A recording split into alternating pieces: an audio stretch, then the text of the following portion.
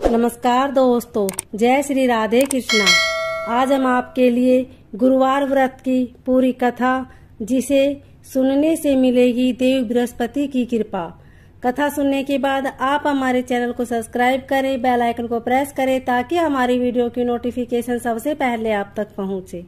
Video को like और share जरूर करें। देव गुरु बृहस्पति को बुद्धि और शिक्षा का कारक माना जाता है। गुरुवार को बृहस्पति देव की पूजा करने से धन, विद्या, मान सम्मान, प्रतिष्ठा और कई अन्य मनवांछित फल की प्राप्ति होती है। धार्मिक ग्रंथों के अनुसार गुरुवार को भगवान बृहस्पति की पूजा का विधान है। गुरुवार के व्रत और कथा सुनने से घर परिवार में सुख समृद्धि बनी रहती है। आइए जानते हैं गुरुवार व्रत कथा के बारे में। गुरुवार के दिन देव गुरु बृहस्पति की पूजा की जाती है। इस दिन केले की जड़ की विधि विधान से पूजन किया जाता है। गुरुवार व्रत कथा। कथा के अनुसार प्राचीन काल की बात है। किसी राज्य में एक बड़ा प्रतापी और दानी राजा राज्य करता था। वह हर गुरुवार को व्रत रखकर दीन दुखियों की मदद करके पुण्य प्राप्त करता था, परंतु ये बात उसकी रानी को अच्छी नहीं लगती थी। वह न तो व्रत करती थी और न ही दान पुण्य में विश्वास रखती थी। इतना ही नहीं, वह राजा को भी ऐसा करने से मना करती थी। एक समय की बात है, राजा शिकार खेलने के लिए वन गए। घर पर रानी और दासी थी। उसी समय गुरु बृहस्पति देव साधु का रूप धारण कर राजा के दरवाजे पर भिक्षा मांगने आए। साधु ने जब रानी से भिक्षा मांगी तो वह कहने लगी, हे साधु महाराज, मैं इस दान और पुण्य से तंग आ गई हूँ। आप कोई ऐसा उपाय बताइए जिससे कि सारा धन नष्ट हो जाए और मैं आराम से रह सकूं। इतना सुनकर बृहस्पति देव ने कहा, हे देवी, तुम बड़ी विचित्र हो। संतान और धन से कोई दुखी होता है क्या? अगर अधिक धन है तो इसे शुभ कार्य में लगाओ। कुंवारी कन्याओं का विवाह कराओ। विद्यालय और बाग बगीचे का निर्माण कराओ, जिससे तुम्हारे दोनों लोग सुधरे। परंतु साधु की इन बातों से रानी को खुशी नहीं हुई। उसने कहा कि मुझे ऐसे धन की आवश्यकता नहीं है जिसे मैं दान दूं और जिसे संभालने में मेरा सारा समय नष्ट हो जाए। तब साधु ने कहा, अगर तुम्हारी ऐसी इच्छा है तो मैं जैसा तुम्हें बताता हूँ तुम वैसा ही करना। गुरुवार के दिन तुम घर को गोबर से लीपना, अपने बालों को पीली मिट्टी से धोना, राजा से हजामत बनाने को कहना, भोजन में मांस मंदिरा का प्रयोग करना, कपड़े धोबी के यहाँ धुलने देना। इस प्रकार 7 बृहस्पतिवार करने से तुम्हारा समस्त धन नष्ट हो जाएगा। इतना कहकर साधु के रूप में बृहस्पति देव अंतर्ध्यान हो गए। साधु के अनुसार कई बातों को पूरा करते हुए रानी को केवल 3 बृहस्पतिवार ही बीते थे कि उनकी समस्त धन संपत्ति नष्ट हो गई। भोजन के लिए राजा का परिवार तरसने लगा। तब एक दिन राजा ने रानी से कहा कि हे रानी, तुम यहीं रहो, मैं दूसरे देश को जाता हूँ, क्योंकि यहाँ पर सभी लोग मुझे जानते हैं, इसलिए मैं कोई छोटा कार्य नहीं कर सकता। ऐसा कहकर राजा दूसरे देश चला गया। वहाँ वह जंगल से लकड़ी काट कर लाता और शहर में बेचता। इस तरह वह अपना जीवन व्यतीत करने लगा।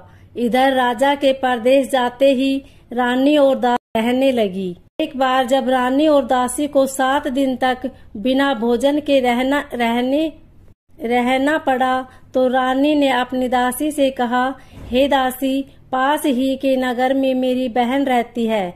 वह बड़ी धनवान है।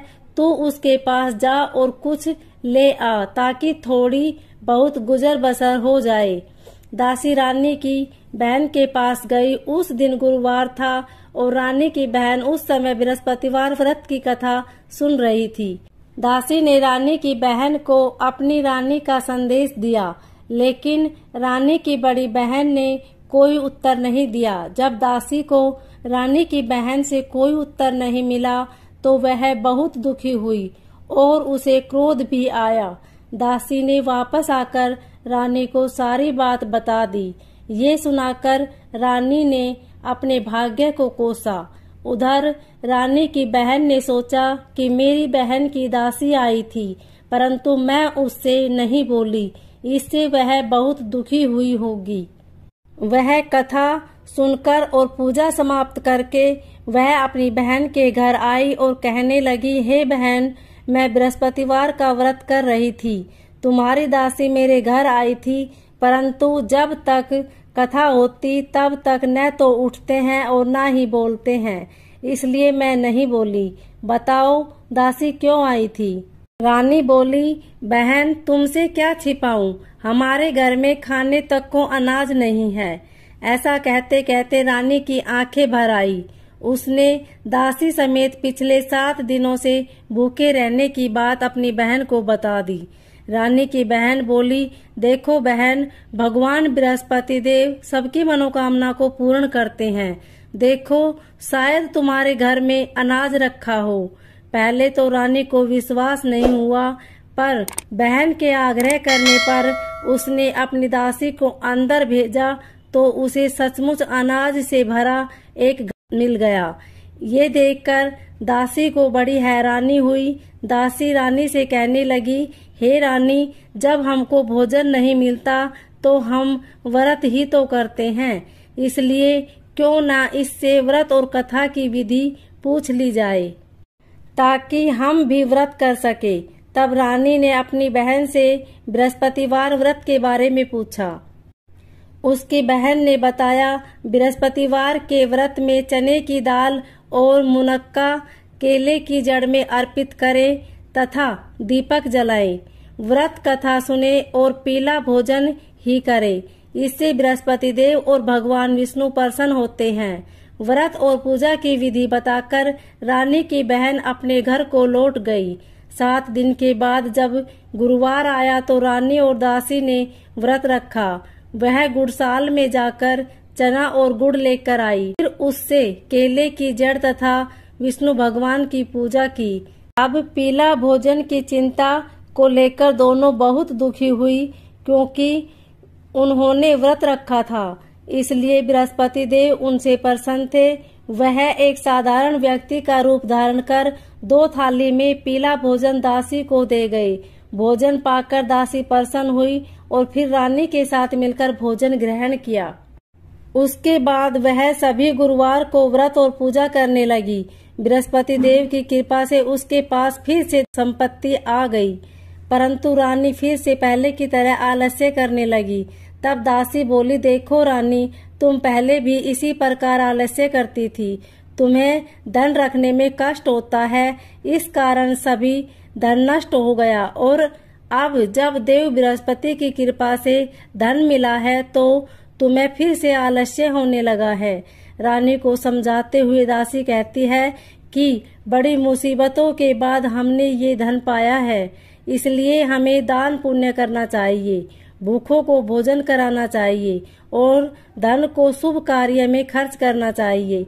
इससे तुम्हारे कुल का यश बढ़ेगा, स्वर्ग की प्राप्ति होगी और पितृ प्रसन्न होंगे। दासी की बात सुनकर रानी अपना धन शुभ कार्य में खर्च करने लगी। इससे पूरे नगर में उसका यश बढ़ने लगा। बृहस्पतिवार व्रत कथा के बाद श्रद्धा के साथ आरती की जानी चाहिए। इसके बाद प्रसाद बांटकर उसे ग्रहण करना चाहिए। ओम नमो भगवते वासुदेवाय।